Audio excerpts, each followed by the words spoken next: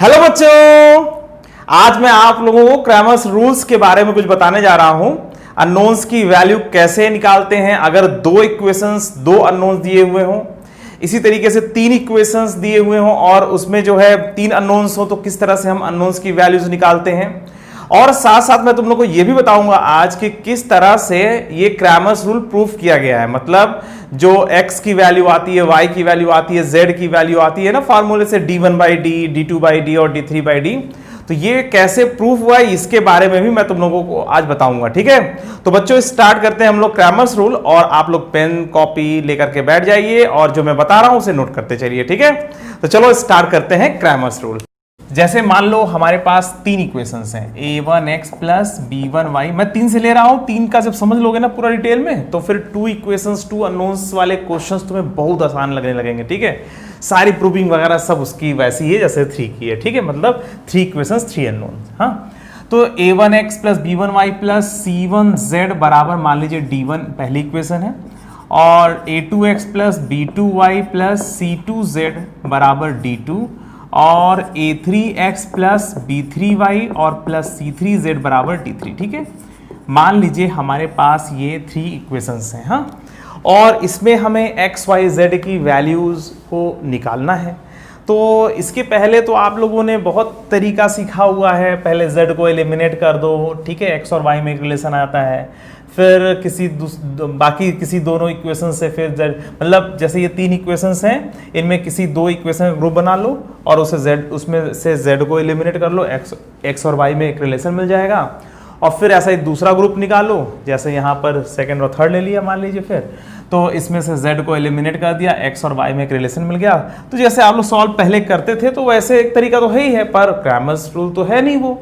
तो Cramer's rule जो है ना इसका डायरेक्ट आंसर दे देता है, x y z की वैल्यू डायरेक्टली मिल जाती है हमें। ठीक है, सीधा सीधा एक फार्मूला लगता है, x बराबर d1/d, y बराबर d2/d और z बराबर d3/d। ठीक है, तो वो जो फार्मूला लगता है किस तरह से लगता है और क्या होता है तो उसके बारे में मैं पूरा डिटेल में बता रहा हूं तुम लोगों को।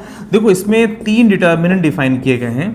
एक तो d है, ठीक है, और d क्या है, x y z के कोफिशिएंट से बनने वाला determinant, a1 b1 c1 a2 b2 c2 और a3 b3 और ये c3। ठीक है, ये d डिटर्मिनेंट। ठीक है, तो x y z के जो कोफिशिएंट्स हैं उनके एक्स वाई जेड के जो कोफिशिएंट्स हैं उनसे बनने वाला जो डिटर्मिनेंट है उसे हम कैपिटल डी नाम देंगे। ठीक है, इसी तरीके से एक D1 डिफाइन किया गया है।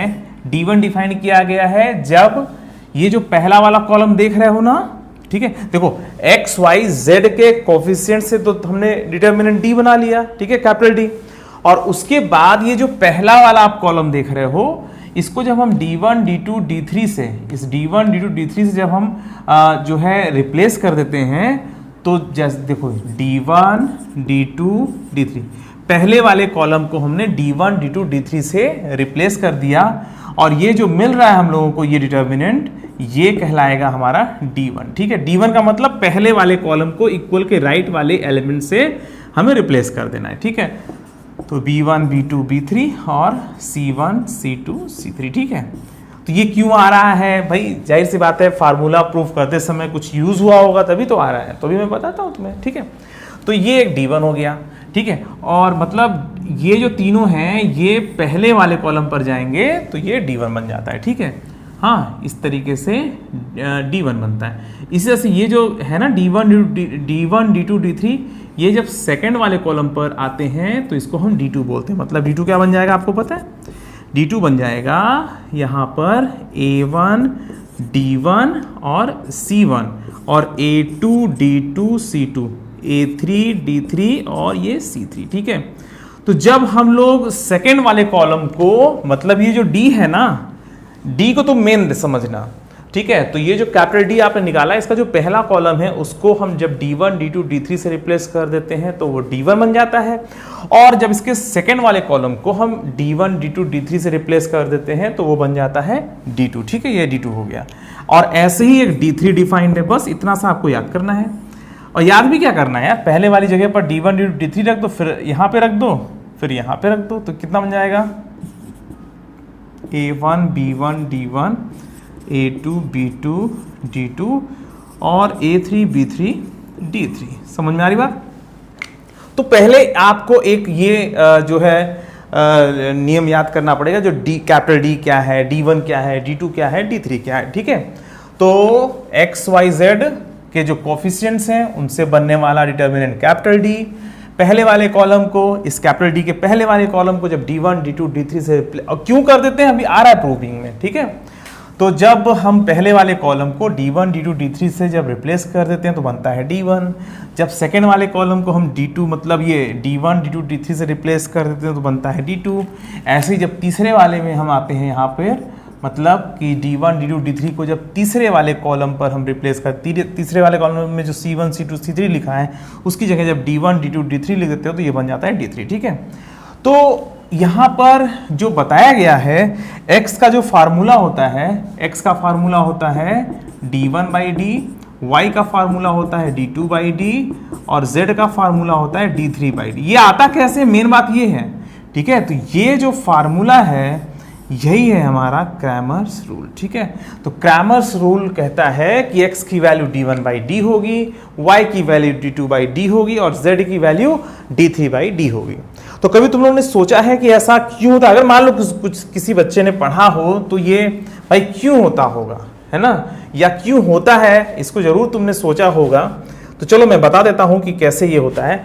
देखो, सबसे पहला काम कि जब इस तरह से जब क्वेश्चन दिया जाए तो उसमें जब XYZ मतलब जो अननोन्स हैं उनके कोएफिशिएंट से पहले आप एक डिटर्मिनेंट बना लीजिए। ठीक है, अगर मान लीजिए कि ये जो है सिर्फ दो इक्वेशन, दो अननोन की बात हो रही हो, मतलब A1x प्लस B1y बराबर C1, A2x प्लस B2y बराबर C2, तो इस समय आपको बताऊं D एक डिफाइन होगा, A1 B1 A2 B2। ठीक है, और ऐसे एक D1 डिफाइन होगा। D1 क्या होगा बता सकते हो? देखो XY के कोफिशिएंट से तो हमने D बना लिया। अगर दो इक्वेशंस, दो अननोन वाले क्वेश्चन है तो उस समय D आएगा और D1 C1 C2। भाई पहला वाला जो कॉलम है वहां पे C1 C2, पहले वाले कॉलम को रिप्लेस जब करते हो तो आपका D1 बनता है। जब सेकेंड वाले कॉलम को हटाते हो और उसकी जगह पर इक्वल के राइट वाले एलिमेंट को उठा के रख देते हो तो बनता है D2। तो फिलहाल यहाँ पर A1 A2 की जगह C1 C2 रख देना है। ठीक है, इसको यहाँ पहुँचाना है। ठीक है, तो ये बन गया कितना बच्चों, ये बन गया D1। ऐसे D2 बराबर कितना बन जाएगा, हाँ, D2 बराबर बनाने के लिए मतलब D2 की वैल्यू निकालने के लिए आप क्या करोगे, सेकेंड वाले कॉलम पे C1 C2 को रिप्लेस कर दोगे। तो A1 A2 और यहाँ पर C1 और C2। ठीक है, समझ में आ रही बात? तो यहाँ पर आ गया C1 C2 बन गया D1, यहाँ पर आ गया तो बन गया D2। अभी D3 मत कर देना यहाँ पर। ठीक है, यहाँ पर सिर्फ दो ही अननोन्स है। ठीक है, और दो ही इक्वेशंस है। तो यहाँ पर x की वैल्यू आएगी D1/D और y की वैल्यू आएगी D2/D। ठीक है, ये आप लोग याद रखिए। तो जैसे यहां पर आपने फार्मूला पढ़ा, x की वैल्यू D1/D, y की वैल्यू D2/D और z की वैल्यू D3/D, तो अगर दो इक्वेशंस हैं और दो ही अननोन्स हैं तो फिर D2/D तक आके रुक जाएगा। ठीक है, मेन बात ये है कि इतना जो अच्छा फार्मूला जो हमारे सामने जो ये दिख रहा है, ये प्रूफ कैसे हुआ होगा, तो इसका प्रूविंग बड़ा मजेदार है। तुरंत प्रूफ करके मैं दिखा देता हूं कि ये D1/D कैसे क्या हो रहा है। ठीक है, तो अब मैं तुम लोग को ये राइट में मैं प्रूफ कर दे रहा हूं। ठीक है, देखो ये कैसे प्रूफ हुआ है। इसके लिए ये जो D निकाला है ना आपने, हाँ भाई, कोई कभी भी इस तरह से एक सिस्टम ऑफ इक्वेशन है, सिस्टम ऑफ इक्वेशन मतलब इक्वेशनों का एक समूह। ठीक है, तो ये एक सिस्टम ऑफ इक्वेशंस है। ठीक है, तो ये एक सिस्टम जिसमें तीन इक्वेशंस हैं। ठीक है, और तीन अननोन्स हैं। तो इसको सॉल्व करते समय हम इनको एक क्रम में पहले लिखें और फिर उसके बाद XYZ के कोएफिशिएंट से हम एक डिटर्मिनेंट कैपिटल D बना लें। ठीक है, तो कैपिटल जिस तरह से दिया हुआ है उसको वैसे रखे रहने दो और एक कैपिटल D आप बना लो। ठीक है, जैसा दिया हुआ इक्वेशन उसको लिखा रहने दो और एक कैपिटल D ऐसे बना लो। अब इसके बाद आप इसमें x से मल्टीप्लाई करोगे। ठीक है, अगर आप इसमें x इंटू डी की वैल्यू निकालोगे तो कितना आएगा आपको पता है? x इंटू, देखो मैं प्रूव करने वाला हूं, A1 B1 C1 A2 B2 C2 A3 B3। भाई इसमें तो कोई दिक्कत ही नहीं है, आराम से कोई मल्टीप्लाई कर ले भाई। अगर D आपका पता है और ये तो हम किसी भी क्वेश्चन में ऐसा कर लेंगे, तो उसमें आप सीधा सीधा बस x से मल्टीप्लाई कर लो बस, और कुछ नहीं। ठीक है, अब देखो मैं क्या करने वाला हूं। इसमें हम इस x को पहले वाले कॉलम में मल्टीप्लाई कर देंगे। भाई हमारे पास ऑप्शन है, हम x को चाहे पहले वाले कॉलम में मल्टीप्लाई करें, चाहे दूसरे वाले कॉलम में मल्टीप्लाई करें, चाहे तीसरे वाले कॉलम में मल्टीप्लाई कर लें। ठीक है, हम फर्स्ट रो, सेकेंड रो और थर्ड रो में भी मल्टीप्लाई कर सकते हैं, पर पहले वाले कॉलम में मल्टीप्लाई करने पर हमें फायदा है। क्या फायदा, अभी दिख जाएगा तुम्हें। ठीक है, और यहां पर b1 c1 b2 c2 और b3 c3। ठीक है, अब इसके बाद बच्चों देखो, हम यहां पे क्या ये काम कर सकते हैं, a1x प्लस, मैं इसमें मतलब एक ऑपरेशन करने जा रहा हूं, c1 पर को मैं रिप्लेस कर रहा हूं c1 plus c2y plus c3z।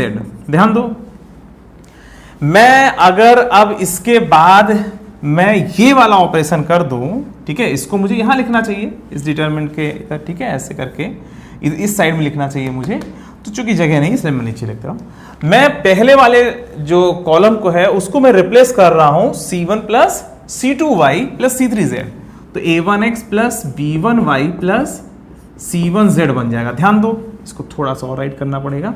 ठीक है, तो पहला वाला जो कॉलम है उसका जो ये एलिमेंट है a1x प्लस, इसमें y से मल्टीप्लाई कर देना है और इसमें z से मल्टीप्लाई करके जोड़ देना है पहले वाले कॉलम में। ठीक है, तो ये बन गया, और बाकी b1 c1 जैसे दिख रहे हैं वैसे दिख रहे हैं तुम्हें। ठीक है, और यहाँ पर a2x plus b2y plus c2z और यहाँ पे b2 c2 और a3x। ये तो तुम लोगों ने प्रॉपर्टीज ऑफ डिटर्मिनेंट में ये पढ़ा था ना, मैंने पढ़ाया था ना आप लोगों को कि आप जो है किसी भी दो कॉलम्स में कुछ भी मल्टीप्लाई करके तीसरे में जोड़ करके उस तीसरे वाले कॉलम को आप रिप्लेस कर सकते हो। ठीक है, तो यहाँ पर हमने सेकेंड और थर्ड कॉलम्स में हमने y और z मल्टीप्लाई किया और पहले वाले कॉलम में जोड़ दिया।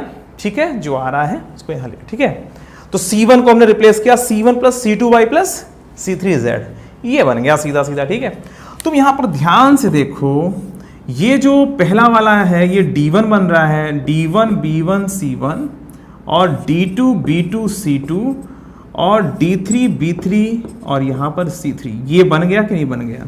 और यही तो यार d1 है, तो x d बराबर d1 प्रूफ हुआ कि नहीं। जब आपने d में x से मल्टीप्लाई कर दिया तो ये d1 बन गया। ठीक है, तो यहां से x की वैल्यू क्या आएगी, यहां से x की वैल्यू आएगी हाँ d1 बाई डी। ठीक है, तो ये जो वैल्यू आ रही वही तो लिखा हुआ है यहां पर, ध्यान दो। ठीक है, जब आपने d में x से मल्टीप्लाई किया, ये जो d है ना ये तो किसी भी क्वेश्चन के लिए तुरंत आ जाएगा। ठीक है, इस d में आप जो है x से जब मल्टीप्लाई करोगे तो ये बन जाता है d1। ठीक है, अगर इसी में तुम y से मल्टीप्लाई कर दो तो बन जाएगा ये d2। अगर मैं इसमें y से मल्टीप्लाई कर देता, इस वाले डिटरमिनेंट में जब मैं y से गुणा कर दूंगा तो ये बन जाएगा d2। और इसी तरीके से जब मैं इसमें z से मल्टीप्लाई करूंगा, इसमें जब मैं z से मल्टीप्लाई करूंगा तो ये बन जाएगा d3। मतलब जब मैंने xd निकाला तो ये बन गया d1। ठीक है, अगर मैं y से मल्टीप्लाई कर देता तो ये बन जाता d2, और y से जब मल्टीप्लाई करता ना तो मैं इस y को फिर यहां पे ले आता, b1y b2y और b3y। फिर यहां सेकंड कॉलम पर ये आने के बाद फिर मैं उसके बाद पहले वाले में x और लास्ट वाले में z से मल्टीप्लाई करके मैं जोड़ता बीच वाले में। ठीक है, तो फिर बीच वाले में d1 d2 d3 मिलता। ठीक है, तो जब मैं xd करता हूं तो d1 मिल जाता है, yd करता हूं तो d2 मिल जाता है, zd कर देता हूं तो ये d3 मिल जाता है। तो इस तरीके से हम x y z की वैल्यू निकाल लेते हैं। x की वैल्यू क्या आती है d1 बाई डी, y की वैल्यू क्या आती है d2 बाई डी और z की वैल्यू क्या आती है d3 बाई डी। समझ में आ गया। तो x y z की वैल्यूज को निकालने का ये बड़ा ही मस्त तरीका है, बहुत अच्छा तरीका है। आसानी से तुम लोग x y z की वैल्यू निकाल लेते हो, और अगर लिखा हुआ है क्रैमर्स रूल से ही सॉल्व करो तो आप लोग यही फार्मूला लगा करके आप x y z की वैल्यू निकाल लोगे। ठीक है, तो चलो फिर मैं इसके कुछ एग्जांपल्स लेकर के तुम्हें समझाता हूं। ठीक है, तो किस तरह से क्वेश्चन को सॉल्व करते हैं, और बड़ा ही आसान है ये फार्मूला, बहुत ही आसान है, बड़े आसानी से आप लोग इसको यूज कर सकते हो किसी भी क्वेश्चन में। ठीक है, तो देखो मैं पहला जो क्वेश्चन ले रहा हूं मैं लिख रहा हूं और आप लोग ये फार्मूले का यूज करके आप लोग निकालते रहिए। ठीक है, तो मैं पहला जो ले रहा हूं x plus y plus z बराबर 4, 2x plus y plus 3z बराबर 7 और x plus 3y plus 2z बराबर 9। ठीक है, तो ये एक सिस्टम ऑफ 3 क्वेश्चंस है, इसे आपको सॉल्व करना है। इसमें कैपिटल डी निकालिए, D1 निकालिए, D2 निकालिए, D3 निकालिए और फॉर्मूला लगाइए, देखिए कितना आ रहा है। देखो करो, आप लोग करते रहो, मैं इसको हटा देता हूं तब तक। कैपिटल डी की वैल्यू कितनी आ रही है, देखो एक्स वाई जेड के जो कोफिशिएंट्स हैं उनसे पहले कैपिटल डी बना लीजिए और उस डिटर्मिनेंट की वैल्यू देखो कितनी आ रही है। कितनी आ रही है बोलो। देखो इसमें कैपिटल डी कितना होगा, कैपिटल डी होगा, ये होगा 1 1 1 2 1 3 और 1 3 2, ठीक है। इसकी वैल्यू आएगी 1 इंटू 2 माइनस 9 और माइनस 1 इंटू 4 माइनस 3 और प्लस 1 इंटू 6 माइनस 1, ठीक है। और इसकी वैल्यू कितनी आएगी, देखो -7 और यहाँ पर -1 और वहाँ पर +5, ठीक है। और ये बन जाएगा -3, देखो ध्यान से, हाँ तो d की वैल्यू आ गई -3, ठीक है। समझ में आ रही बात बच्चों। तो सबसे पहला काम आपने d की वैल्यू को निकाल लिया।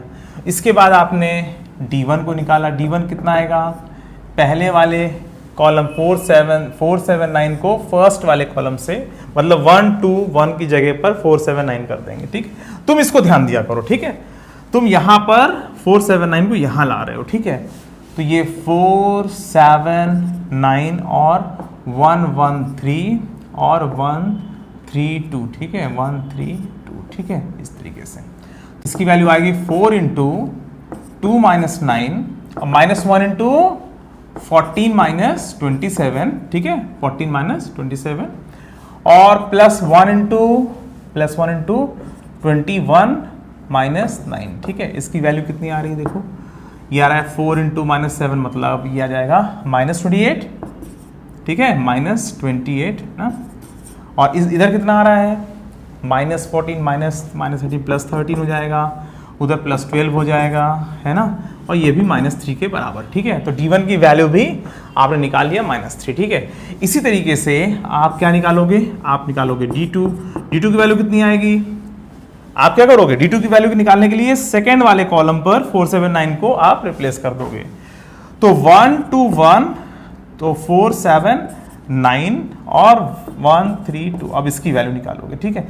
इसकी वैल्यू कितनी आ रही, 1 इंटू 14 माइनस 27 -4 इंटू 4 माइनस 3 और +1 इंटू कितना जाएगा 18 माइनस 7। इसकी वैल्यू कितनी आ रही है, देखो ध्यान से।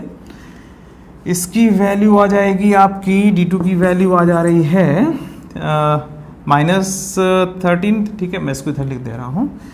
यह जा रहा है -13 और यह जा रहा है -4 और यह जा रहा है +11, ठीक है। तो ये कितना आ जा रहा है, ये भी आ जा रहा है -6 आ जा रहा है, हाँ -6 आ रहा है, ठीक है। तो d2 की वैल्यू -6, आपने d2 निकाल लिया, आपने d1 निकाल लिया, ठीक है, हाँ d1 आ गया और यहाँ पे d आ गया, d1 आ गया, d2 आ गया। अब ऐसे ही आप लोग d3 निकाल लोगे, ठीक है। तो d3 की वैल्यू कितनी आएगी, चलो मैं d3 यहाँ कर दे रहा हूँ।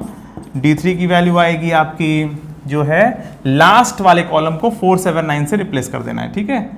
तो यहाँ पे 479 को रिप्लेस करेंगे, 1 2 1 और यहाँ पे 1 1 3, ठीक है। तो इसकी वैल्यू कितनी आएगी, देखो ध्यान से, 1 इंटू 9 माइनस 21, ठीक है, और -1 इंटू 18 माइनस 7, 18 माइनस 7 और +4 इंटू 6 माइनस 1, ठीक है।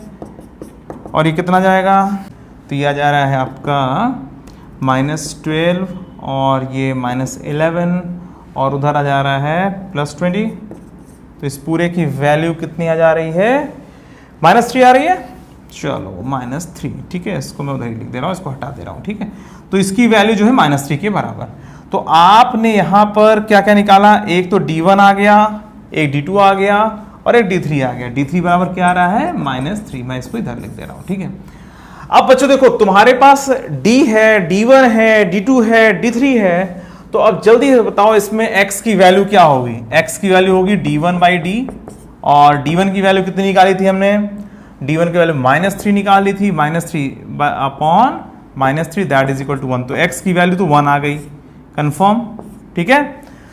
d1 बाई डी कर दिया तो -3 अपॉन -3 1 आ गया। इसी तरह से y की वैल्यू d2 बाई डी होती है, ठीक है। तो इसकी वैल्यू कितनी आ जाएगी -6 अपॉन -3 और y की वैल्यू आ जाएगी 2। चलो y की वैल्यू भी आ गई और z की वैल्यू d3 बाई डी होती है, ठीक है।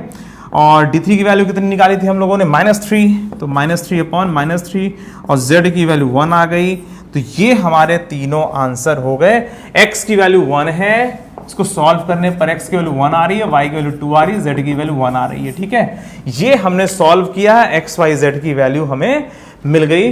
x बराबर हमने लगाया d1 by D formula, y की वैल्यू के लिए हमने लगाया d2 बाई डी का फार्मूला और z के लिए लगाया हमने d3 बाई डी का फार्मूला, ठीक है। और कैसे प्रूफ होता है ये तो मैंने बता ही रखा है तुम लोगों को। एक बार चलो इसको रख के वेरीफाई कर लेते हैं ये सही भी है या नहीं। तो x y z जरा यहां रख के देखो, क्या 4 आ रहा है, x plus y plus z, हाँ 4 तो आ रहा है, सही है ना। 1 प्लस 2 प्लस 1 4। अच्छा यहां रख के देखो 1 प्लस 2 प्लस 1 कितना आ जाएगा, 2 प्लस 2 4 और 4 और 3 7, सही है। 1 2 1 रख के देखो 1 2 ये 6 और ये 1 तो ये 7 और 7 और ये 2, हाँ ठीक है 9। तो x y z की वैल्यू बच्चों आ गई, आसानी से आ गई। x बराबर d1 बाई डी, y बराबर d2 बाई डी और z बराबर d3 बाई डी का फार्मूला हमने यूज किया और आसानी से हमारी इसमें वैल्यूज आ गई, ठीक है। तो चलो अब मैं तुम्हारे लिए एक और क्वेश्चन लेता हूं जिसमें 2 इक्वेशंस हैं और 2 अननोन्स हैं, ठीक है। इसे आप लोग सॉल्व करिए जरा अपने मन से, तो पूरा हमारा काम हो जाए, ठीक है। जैसे मान लीजिए 2x प्लस वाई बराबर मान लीजिए 4 दिया हुआ है, ठीक है। और 3x प्लस 2y बराबर मान लीजिए 7 दिया हुआ है, ठीक है। तो आप लोग सॉल्व करिए इसी तरीके से जैसे मैंने अभी आप लोगों को बताया। तब तक मैं इसे हटा देता हूं, ठीक है, बाकी जो लिखा हुआ है। तो चलिए अब आप इसमें d निकालिए और जब तक मैं हटा रहा हूं तब तक तुम लोग सॉल्व भी कर सकते हो। विद इन 15 सेकेंड आप लोग इसमें आंसर निकाल सकते हो। कुछ नहीं है, x बराबर d1 बाई डी करना होता है, y की जगह क्या करना होता है d2 बाई डी और z की जगह क्या करना, अगर z होता तो d3 बाई डी करते। फिलहाल यहाँ पर तो सिर्फ x और y ही है, तो x बराबर d1 बाई डी और y बराबर d2 बाई डी ही सिर्फ करना है बस, ठीक है। ये तो बहुत ही सिंपल, इसीलिए मैंने समझाया था 3 वाले से, मतलब 3 इक्वेशंस 3 अननोन्स वाले, ठीक है, ताकि तुमको डिटेल में समझ में आ जाए। 2 वाला तो समझ में आ जाए, आज आ ही जाएगा, ठीक है। 2 इक्वेशंस 2 अननोन वाला। तो इसमें सबसे पहले d क्या है, देखो 2 1 3 2, तो ये तो 1 हो गया, d तो सीधा सीधा 1 आ गया, ठीक है। कितना हो गया 4 माइनस 3, चलो ठीक है। d1 कितना आ रहा है, ये जो पहला वाला कॉलम देख रहे हो इसमें 4 7 रख दो, तो 4 7 1 2 कितना जा रहा है, d1 बराबर 8 माइनस 7, ठीक है, बराबर कितना जा रहा है, बराबर 1, तो d1 बराबर 1। चलो d1 बराबर 1 हो गया। d बराबर कितना आ रहा था, यहाँ पर d बराबर, मैं इसको लिख दे रहा हूँ थोड़ा अच्छा लगेगा तुम लोगों को, 4 minus 3 that is equal to 1, ठीक है। तो d बराबर भी आ गया, d1 बराबर भी आ गया। d2 भाई निकालना है, d2 के लिए क्या करोगे, 4 7 को यहाँ पर रिप्लेस कर दोगे, ठीक है। 4 7 को यहाँ, जब यहाँ पहले वाली जगह पर लाते हो 4 7 को, तो बन जाता है जो है d1 जो राइट में लिखा हुआ है, ठीक है। 4 7 को जब यहाँ पे लाया है तो बन गया d1।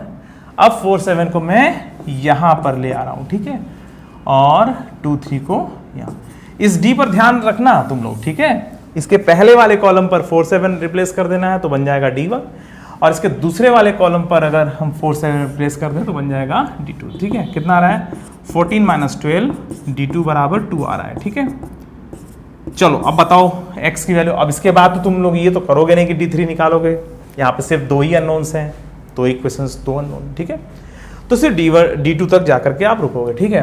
अब इसमें x की वैल्यू क्या आएगी, d1 बाई डी, मतलब 1 बाई 1 बराबर 1, तो x की वैल्यू तो 1 आ गई सीधा सीधा। देखो ध्यान से भाई, ये देखो ना, d1 बाई डी कर दोगे 1 हो गया, और ऐसे ही आप लोग y की वैल्यू निकाल लोगे d2 by d, that is equal to 2 by 1, ठीक है, और y की वैल्यू 2 आ गई, ठीक है। तो यहां से y की वैल्यू 2 के बराबर, ठीक है। तो आपने d2 बाई डी कर दिया और इससे आगे आपका जो है y का वैल्यू, और इसको सॉल्व, मतलब इसको सॉल्व करके x बराबर 1 है और y बराबर 2 है। ये समझ में आ गई बात बच्चों। तो x की वैल्यू भी निकाल लिया हम लोगों ने और y की वैल्यू भी निकाल लिया, और ये निकाला हमने d1 बाई डी और d2 by D simple Cramer's rule से, ठीक है। तो तो अब देखो यहाँ पर 1 और 2 जो आ गया, इसको जरा रख के जरा वेरीफाई करके देखो, x बार 1 और y बार 2 रख के देखो सेटिस्फाई कर रहा है। x बार 1 रखो, y बार 2 रखो, तो 1 और 2, 2 + 2 4 हो गया, वेरी गुड। और यहाँ पे 1 यहाँ पे 2 रखो, ये वेरीफाई करा दे रहा हूँ ताकि तुम्हें एकदम अच्छे से भरोसा हो जाए कि हाँ जो कर रहे हो एकदम बेस्ट है ना, एकदम सही है ये। तो 1 और 2 यहाँ रखोगे तो यहाँ पे तो 4 हो जाएगा, यहाँ पे 3 4 3 7, ठीक है। तो समझ में आ गया बच्चों किस तरह से हम लोग क्रैमर्स रूल का यूज करते हैं और अननोन्स की वैल्यूज को निकाल लेते हैं, ठीक है। तो चलो बच्चों अभी के लिए सिर्फ इतना ही, फिर मिलेंगे, बाय बाय।